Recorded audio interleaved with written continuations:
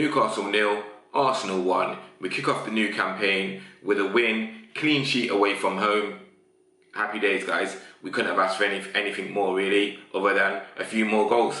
But we've kept a clean sheet. We've kicked off the campaign with a win. It's a good start. Happy with the result. In terms of the way the game panned out, we have to be honest. Newcastle did come close. You know, Shelby hit the post. Joe Linton was causing the back four some issues. He came close a couple of times. But in terms of shots on target, they only had 2. Don't get me wrong, we only had 2 as well. But we have Aubameyang, who can have 80, 85 quiet minutes and then pull something out of a bag and do what he did today and get the goal. But let's talk about how he performed. So Leno, steady for him, didn't have a lot to do. The couple of saves that he needed to make, he made them very comfortably. Steady 6, 7 performance from him.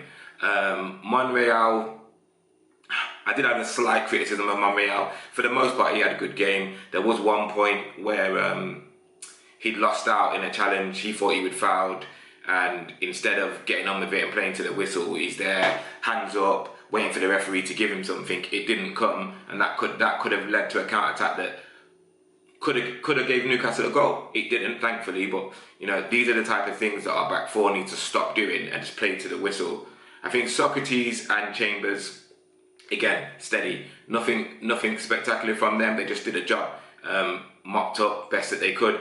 Chambers is just an old-fashioned defender, really. He doesn't do anything spectacular. He clears danger. He'll pass the ball out. That's about it. I'd quite like to see him develop a bit more into his game. But in terms of the day job, he did what he needed to do today. Ainsley Maitland-Niles, I think he had a great game. Yes, he had the odd nervy moment. Nothing too crazy. Nothing that could have led to a goal. But he put a shift in. You know, he fought with those guys, Jolin and the rest of them. He gave as good as he got. The way he won back the ball, he recovered the ball, and then he picked out Aubameyang from what, 20, 30 yards. It's a spectacular ball. The take from Aubameyang to put that in the back of the net. It's what Arsenal do. It's a really good goal. I was really happy with the way Ainsley Maitland-Niles made that happen. Granit Xhaka, slightly sloppy, but he's got heart, you know. He will put in a shift.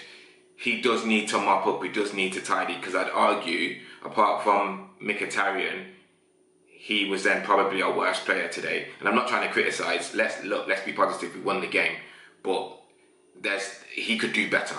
He could do better. Joe Willock, brilliant game from him. Don't get me wrong, when he got subbed off, I think that was necessary because he was tiring, but the shift he had put in up to that point, I think was spectacular. I'm glad he got the start. He staked his claim in pre-season. He got his opportunity. He did well pre-season, and I'm glad Emery went with him. There was a point in the game where I think he'd lost out to Shelby, and you could just see it in his face. He was not happy with the fact that Shelby had dispossessed him, and he was up and he was back at him, and he'd won that ball back immediately, and he was off. And if I remember rightly, he's gone and won a free kick in their half, and we're back on the front foot again. I think he's going to become a really important player for us over the course of the season, and if he can stay fit, what a player Willock could turn out to be. I've always liked Joe, but I'm really glad that he's now in and around the first team and he's getting his opportunities. Reece Nelson, again, positive, really positive with the ball. Yeah, he went back a couple of times, but for the most part, he was giving their defenders something to think about, which is all we can ask for, really. The only downside to the way we set up today is I think Aubameyang was a bit isolated. He was struggling to get involved in the game. However, we pay the money for someone like Aubameyang because that's what he does. You know, he can have a game where he's done nothing for 60, 70 minutes, not through any fault of his own. His hold-up play isn't the best. You know, he's not as good as Lacazette in that field, but he's going to get you goals. You know, the take from Mainsley's through ball over the top there, to put that in the back of the net, great finish from Ubala. That's what we need him for. So he's done his job. Henrik Mkhitaryan, I can't stress this enough. This is the biggest season, arguably, in his career, right?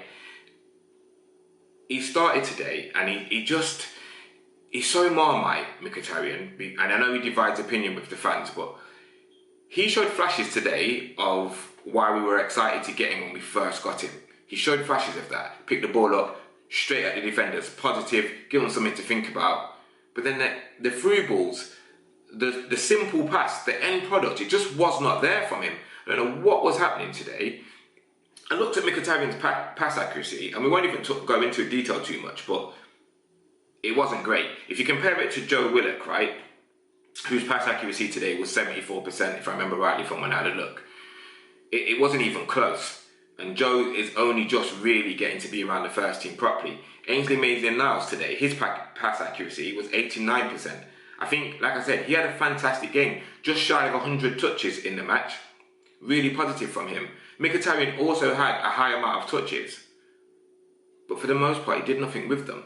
You know, if this was Iwobi, we'd be slaughtering him. And don't get me wrong, I wasn't one of the ones slaughtering Iwobi, but I understood the frustrations that the fans had with him, because they said that, you know, he does all the hard part and then he turns into Bambi. And yes, at times he has done that. Mkhitaryan doesn't turn into Bambi. He just cannot find that key pass. It goes off. There was one point where all he had to do, simple through ball, Aubameyang's in.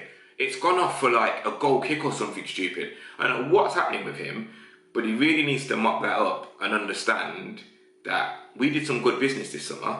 He now genuinely has some strong competition for his place in the team. But that's on him. Hopefully, Mkhitaryan develops better into the season and he comes good. If he doesn't, you know, we're already talking about offloading Mkhitaryan anyway, but could he go in January? Could he still go this window if he goes, I don't know, abroad somewhere? Who knows? But if he stays, he's got to do better than what he did today. Off the bench, so who did we have off the bench? So Gabriel Martinelli came on. We had Dani Ceballos and Pepe. So we saw Ceballos and Pepe get some minutes in the Premier League for the first time. Pepe came on, he showed flashes today of what he's about. I'm really excited to see him get his first start. That'll be good. Dani Ceballos was okay, he was average. I actually think we lost control a little bit of the game when Joe came off. I think for the most part, he really dictated how the game panned out. But look, we've put in a steady shift, kept the ball, possession-based, normal Arsenal stuff. We nicked a goal, and then we managed the game. Can't ask for anything more than that. Anything more than that, we'd have probably done something reckless and gave a goal away. So look, we take the 1-0 and we move. The next game is Burnley, and hopefully we'll go again. Really important game, Burnley, as was today. We need to get 3 points from Burnley, because then, you know, we're talking about Liverpool and Tottenham, which are going to be, well, Liverpool, we saw what they did to us last time, and Tottenham, they've done some business this summer, and the derby is always aggressive. Nobody wants to go down and take the loss on that game. Certainly not us. But there's a risk, you know. They have got a good squad. Not that we don't. But by then, what are we going to be like for injuries? Are we going to still be without Bellerin? Are we still going to be without Tierney? Are we still going to be without Rob Holding? What is going on with Ozil and Kolasinac? Are we going to see them come back? This security stuff, I think we have to get to the point where the FA do something. If a man cannot go home and be safe, if a man cannot travel with the team and just basically do his day job, something has to be done here. But look, guys, I've gone on for long enough. We got the win. We move again next week. Until then, I'm out.